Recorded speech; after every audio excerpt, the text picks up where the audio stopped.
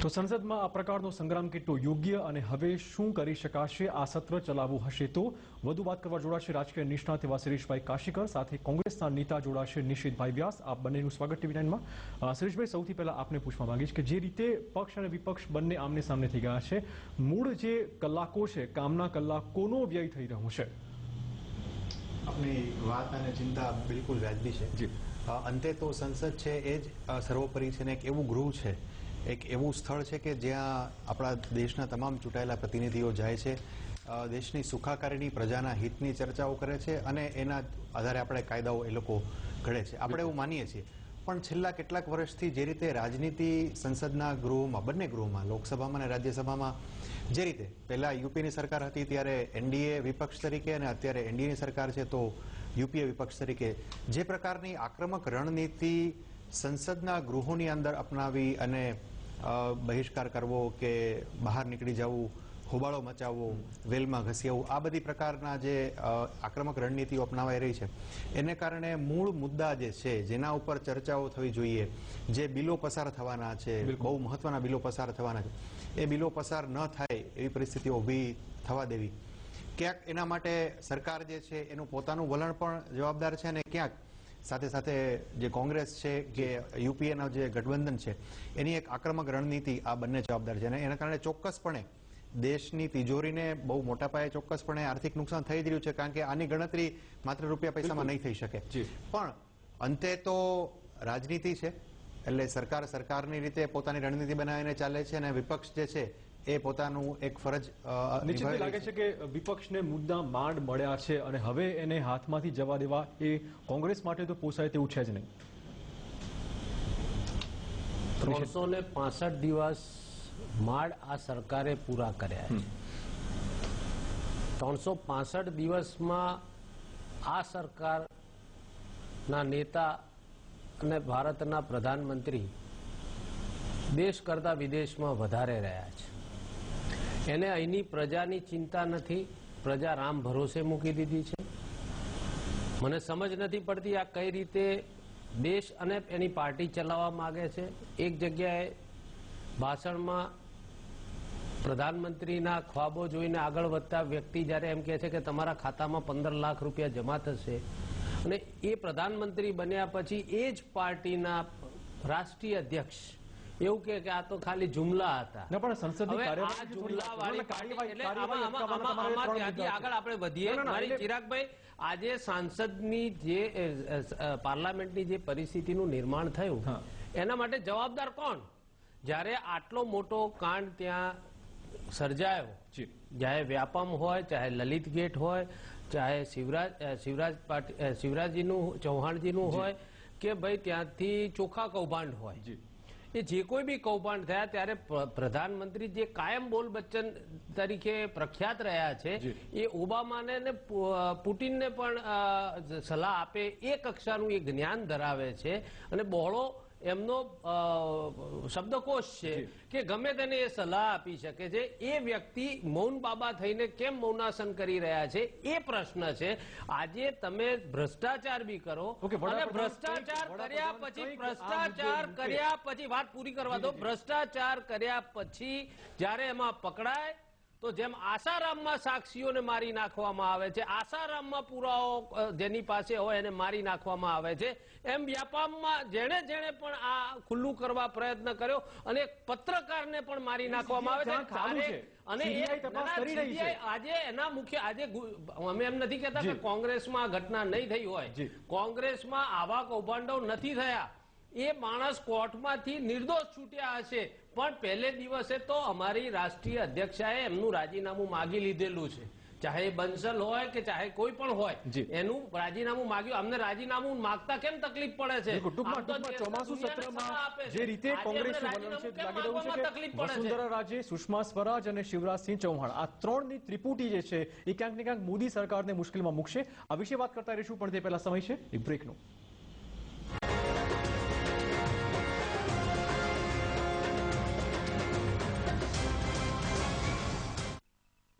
વિરામ પછી આપનું સ્વાગત છે. ચર્ચા થઈ રહી છે કે રાજીનામાની જીદ પર અડ્યું છે કોંગ્રેસ અને ક્યાંક ને ક્યાંક કાર્યવાહી સ્થગિત કરવાની ફરજ પડી રહી છે. વધુ વાત કરવા આપણી સાથે જોડાશે ભાજપના નેતા જગદીશભાઈ ભાવસાર. આપનું સ્વાગત જગદીશભાઈ. જે રીતે વિરામ પહેલા વાત થઈ કે કોંગ્રેસનો પક્ષ એ જ છે કે આટલા બધા કૌભાંડો કરવા છતાં શા માટે પીએમ કશું નથી બોલતા?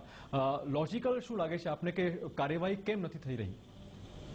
ભારતીય જનતા પાર્ટીએ પોતાનો મત એ સર્વપક્ષીય બેઠકના અંદર પણ સ્પષ્ટ કર્યો હતો. સંસદ ચલાવવાની અંદર બધા જ પક્ષોની સક્રિય ભૂમિકા અને સહકાર પણ હોવો આવશ્યક છે. જી, જે બાબતોને લઈને વિપક્ષ અને એમાં એ મોટા ભાગે કોંગ્રેસ જે મુદ્દાઓને લઈને અત્યારે સંસદની બહાર જે પ્રકારની વાત કરી રહી છે, ભારતીય જનતા પાર્ટી જ્યારે કોંગ્રેસ સત્તામાં હતી ત્યારે સંસદના અંદર જવાબ માગતી હતી. અત્યારે ભારતીય જનતા પાર્ટીની સત્તા છે અને ભારતીય જનતા પાર્ટીના નાણાપ્રધાન અરુણ જેટલીજી રાજ્યસભાની અંદર આજે પણ એમને સ્પષ્ટ કર્યું કે ભારતીય જનતા પાર્ટી દરેક મુદ્દે ચર્ચા કરવા માટે તૈયાર. બિલકુલ. ત્યારે વિપક્ષે અને ખાસ કરીને કોંગ્રેસે પોતાનો જે મત હોય એ સંસદના ફ્લોર ઉપર રજૂ કરી દેશની જનતા સમક્ષ મૂકવું. બિલકુલ. નિશિતભાઈ, શા માટે ચર્ચા માટે તૈયાર કેમ નથી? જગદીશભાઈ કહે છે વાતનો જ પહેલા જવાબ આપું. ભાજપ આટલા સુખિયાણી વાતો કરે છે, એમના નેતાઓ બહુ સુંદર સારી ભાષામાં વાત કરે છે, મને બહુ જ આનંદ થાય છે ને ગદગદિત થઈ જાઉં છું. મારે સ્પષ્ટ કરવું છે કે સુખરામ વખતે જ્યારે થયું ત્યારે તમે શું કર્યું હતું? જરા ખાલી અતીતમાં જઈને તમે શું વ્યવહાર ને વહીવટ ભાજપ ચર્ચા માટે તૈયાર છે. ચર્ચા તો કરો. ચર્ચા માટે તૈયાર છે. આથી વધીને ન્યુક્લિયર ડીલ વખતે પણ તમે શું વ્યવહાર કર્યો હતો? જરાક ઇતિહાસને યાદ કરીને વાત કરો અને એનાથી આગળ વધીને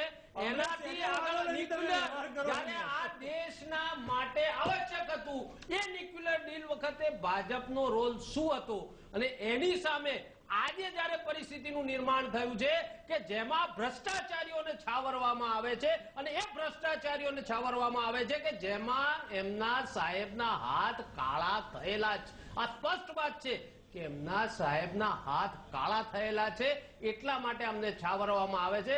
બાકી ઘડીના છઠ્ઠા ભાગમાં 1, 2, 3 કરનાર લોકો આજે કેમ આમ શાંત થઈને મૌની બાબા થઈ ગયા છે? મને નવાઈ લાગે છે કે આજ આ પરંપરા શીખવાડવા વાળા લોકો, આજ ધમાલ ને મસ્તી કરવા વાળા લોકો આજે કેમ મૌની બાબા થઈ ગયા છે? કારણ કે એમના હાથ કાળા થયા. શિરીષભાઈ, બહુ સ્પષ્ટ વાત એ ભાજપ કરી રહ્યું છે કે વસુંધરા રાજે અને શિવરાજસિંહ ચૌહાણ આ બંને રાજ્યોનો મામલો છે. શા માટે એના પડઘા સંસદમાં પડવા જોઈએ અને શા માટે કોંગ્રેસે આ પ્રકારે વિરોધ કરવો જોઈએ?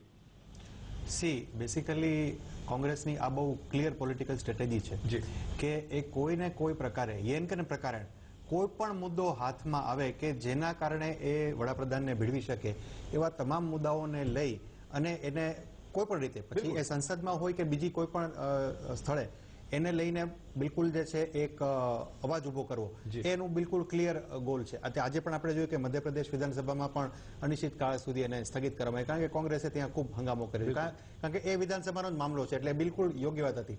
ભારતીય જનતા પાર્ટી જે કહે છે કે આ રાજ્યના મામલાઓ છે એને લઈને તમે અહીંયા સંસદમાં આવશો તો એના ઉપર વધારે ચર્ચા પણ નહીં છે, તમે જે તે વિધાનસભામાં કરો. તો કોંગ્રેસે મધ્યપ્રદેશ વિધાનસભામાં ત્યાં આજે કરી નાખ્યું કે ચાલો આ વિધાનસભા અનિશ્ચિત કાળ સુધી સ્થગિત થાય, ભલે કઈ વાંધો નહીં.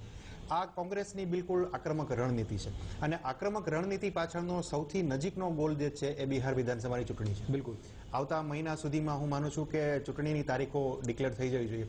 ત્યાં સુધીમાં નરેન્દ્ર મોદી, વડાપ્રધાન, ભારતીય જનતા પાર્ટી આ બધાને જેટલા વધારે ભીસમાં રાખી શકાય, કારણ કે આ સૌથી સુવર્ણ કાળ છે અત્યારે કે જેના કોંગ્રેસ સૌથી વધારે લાભ લઈ શકે. કારણ કે બહુ સ્વાભાવિક છે કે બિહારમાં પણ ભારતીય જનતા પાર્ટી નરેન્દ્ર મોદીને કેન્દ્રમાં રાખીને ચૂંટણી લડવા જવાની છે. એવા સમયે એમની છબી ઉપર જેટલું વધારે પ્રેશર ઊભું કરી શકાય એ પ્રેશર ઊભું કરવાનો કોંગ્રેસની બહુ સ્પષ્ટ રણનીતિ છે. બિલકુલ. આપણે ચર્ચા કરીશું કે રણનીતિ વિપક્ષની ચોક્કસ હોઈ શકે, હોવી જોઈએ, પણ એ રણનીતિ વચ્ચે ક્યાંક ને ક્યાંક જે કલાકો બગડે છે, જનતાના નાણાં વ્યય થાય છે, કોંગ્રેસને આપણે પૂછીશું કે એનું શું? આ વિશે વાત કરીશું, પણ તે પહેલા સમય છે વધુ એક વિરામનો.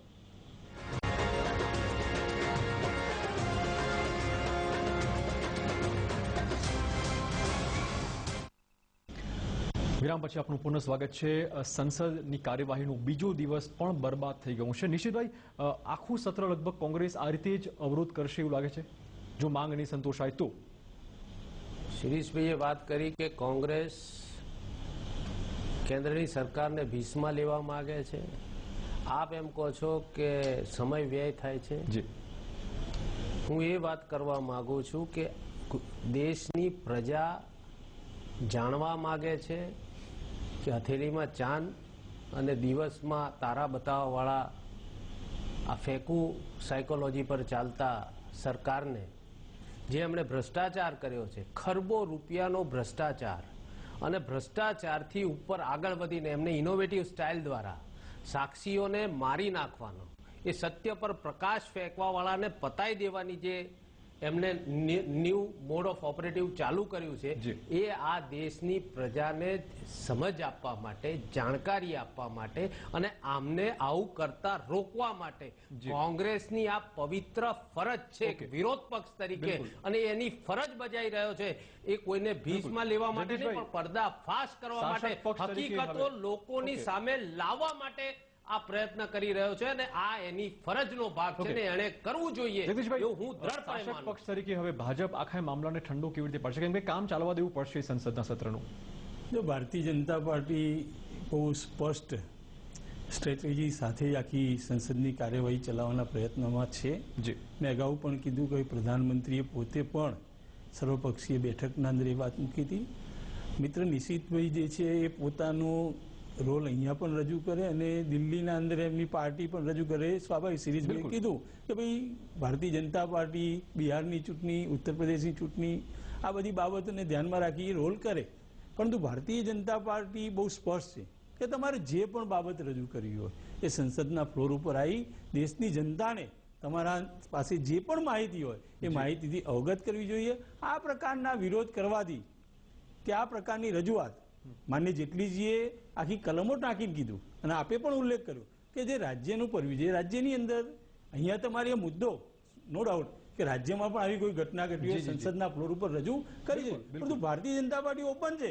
તમે જે મુદ્દો અહીંયા રજૂ કરવા માંગતો હોય ભારતીય જનતા પાર્ટી ચર્ચા કરી જવાબ આપવા તૈયાર.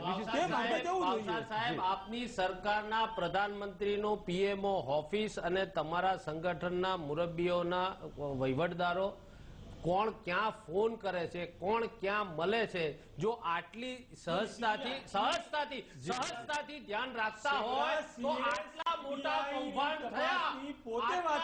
કૌભાંડ થયા ને જો પીએમઓ ને ખબર ના પડે અને એ પીએમઓ જો 56 ની છાતી ધરાવતો હોય તો 4 જણાના રાજીનામા લઈ લે. અહીંયા ખાલી તમાશો જોવા માટે થોડા બેઠા. સીએ પોતે સીબીઆઈ તપાસની વાત કરી. આજે આપણે રાજીનામું આપી દે. નહીં, આપણી સરકાર તપાસ કરાવે, સીટ દ્વારા તપાસ કરાવે, સીબીઆઈ દ્વારા તપાસ કરાવે. આજે ઉત્તરાખંડના દોયલા હોય તો અમે જાહેરમાં એમ કહીશું કે ના, એ ખાનદાન માણસ હતા, અમારી ભૂલ થઈ ગઈ. આજે ઉત્તરાખંડમાં શું થયું? છગન ભુજબળનું શું છે? અને જે 2014 ની જે બધી બાબતો છે એ બધી ખબર જ છે બધાને. તરસે છે આપણા ભાઈને. આ બેનો તરસે છે ગુજરાતની.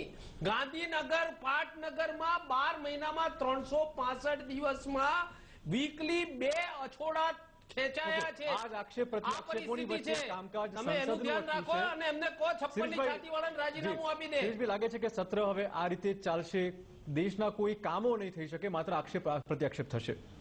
આપણે આજની આ ટીવીની ચર્ચાને જો એક નાનકડો નમૂનો ગણી લઈએ તો આ જ વસ્તુ સંસદમાં પણ થઈ રહી છે. એટલે આપણી પાસે જેમ અહીંયા સમય ઓછો છે એમ ત્યાં પણ સમય જે છે એ બહુ લિમિટેડ છે. અને હું માનું છું ત્યાં સુધી જે પ્રકારની આક્રમકતાથી વિપક્ષ અત્યારે કામ ખોરવવા માટે કે સરકારને યનકેન પ્રકારે જવાબ આપવા માટે જે ફરજ પડી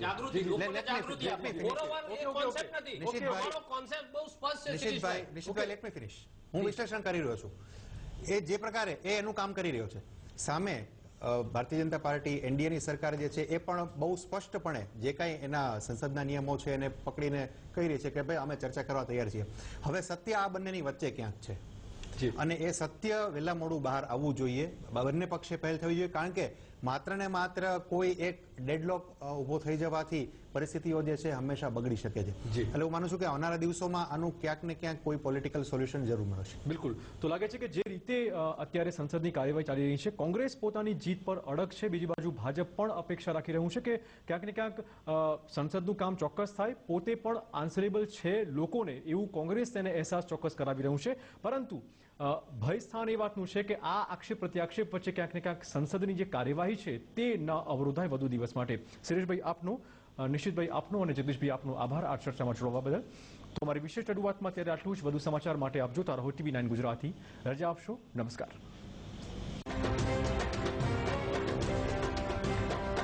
संसद में कोई कार्य नहीं हो रहा, इनका अहंकार और इनकी जिद के कारण. कांग्रेस में तो दम ही नहीं है, क्योंकि एक झूठ के आरोप पर वो अपना राजनीति करना चाहते हैं. वो पूरी तरह से एक्सपोज हो चुके हैं और हम पूरी चुनौती देते हैं कांग्रेस के मित्रों को कि सदन के भीतर आके चर्चा कर ले, किस विषय को रखना चाहते हैं. हम जवाब के लिए तैयार हैं. अब ये तो मालूम पड़ गया कि ये तो नोट भी खा रहे हैं, अब इंसान भी खा रहे हैं.